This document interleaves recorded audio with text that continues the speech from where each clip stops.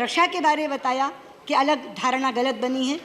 मैंने फिलिस्तीन के बारे में बताया। अब मैं वेस्ट एशिया पर आती हूँ। उपसभापति जी, मोदी सरकार आने से पहले अगर सबसे ज़्यादा उन लोगों को चिंता थी जो वेस्ट एशिया के बहुत समर्थक हैं, उन्हें ये थी कि शायद भारत की विदेश नीति में से वेस्ट एशिया गोल हो जाएगा, क्योंकि सारे के सारे वो मुस्लिम बहुल देश हैं और इसलिए उनको लगता था कि अरब वर्ल्ड के साथ हमारा कोई रिश्ता अच्छा नहीं रह जाएगा।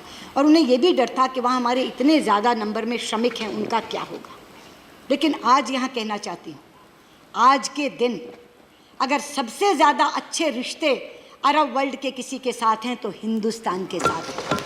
और इसका भी तथ्य देती हूँ, पहली बार आबू धाबी के क्राउन प्रिंस हमारी 26 जनवरी के चीफ गेस्ट बनकर आए थे।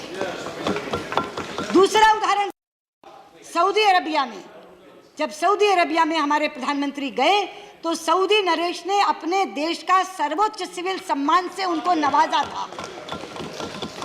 और तीसरा उदाहरण देती हूँ जिसका जिक्र किया था, रामगोपाल जी आपने यमन का जिक्र किया था।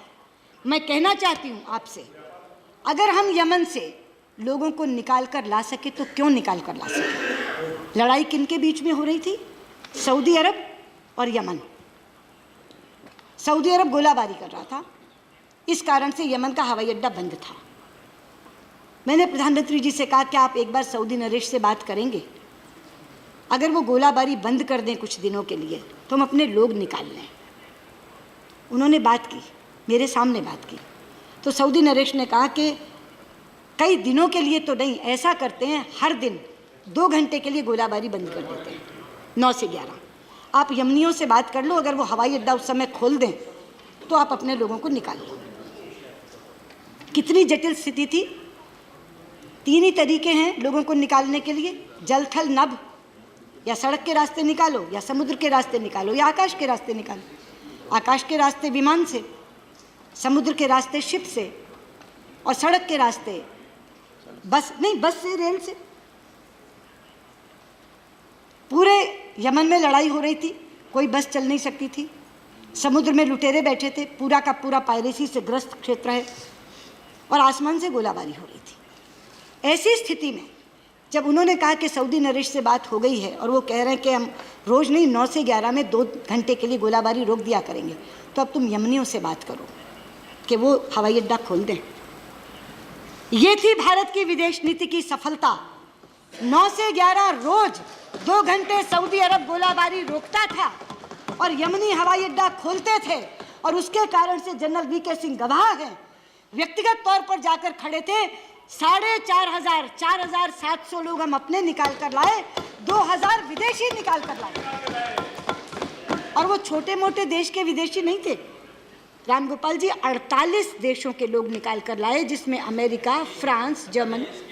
नहीं, इसीलिए मैं कह रही हूँ, आपने जो तारीफ की ना, नहीं उसी से शुरू किया। आप कॉमरेड से बात कर रहे थे, कॉमरेड येचुरी से बात कर रहे थे, और आपने नहीं, मैंने उसी से शुरू किया कि रामगोपाल जी ने जो यमन में निकालने की तारीफ की, वो हमारी विदेश नीति की सफलता का एक बहुत बड़ा मानक है कि क्यों निकाल के ला सके। मतलब मैं ये कह रही हूँ कि भारत में अगर एक तरफ सऊदी भी साथ देता है और यमन भी साथ देता है, अमेरिका भी साथ देता है, रूस भी साथ देता है, इजराइल भी साथ देता है, फलस्तीन भी साथ देता है, पड़ोस साथ देता है, और आप कहते हैं हम अकेले खड़े, हमारा कोई साथ ही देने वाला नहीं, हम तो अकेले खड़े, हम तो पूरी दुनिया में अकेले खड़े। ये कौन सा तरीका है? ये कौन सा तरीका है?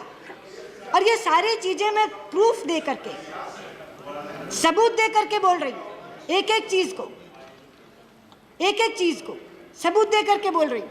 इसलिए मैं आपसे कहना चाहती हूँ कि जिस विदेश नीति की इतनी ज़्यादा प्रशंसा की जानी चाहिए, कि विश्व में इतने तरह के शंकाएं, इतनी तरह की चुनौतियां जिस समय हैं, उस समय जर्मनी भी हमारा दोस्त है, फ्रांस भी हमारा दोस्त है, ब्रेक्सिट के बावजूद EU भी हमारा दोस्त है, ब्रिटेन भी हमारा दोस्त है, पड़ोस के लोगों के लिए मैंने पहले ही बता दिया, अमेरिका भी हमारा दोस्त है, US भी हमारा दोस्त, और रूस भी हमारा दोस्त है।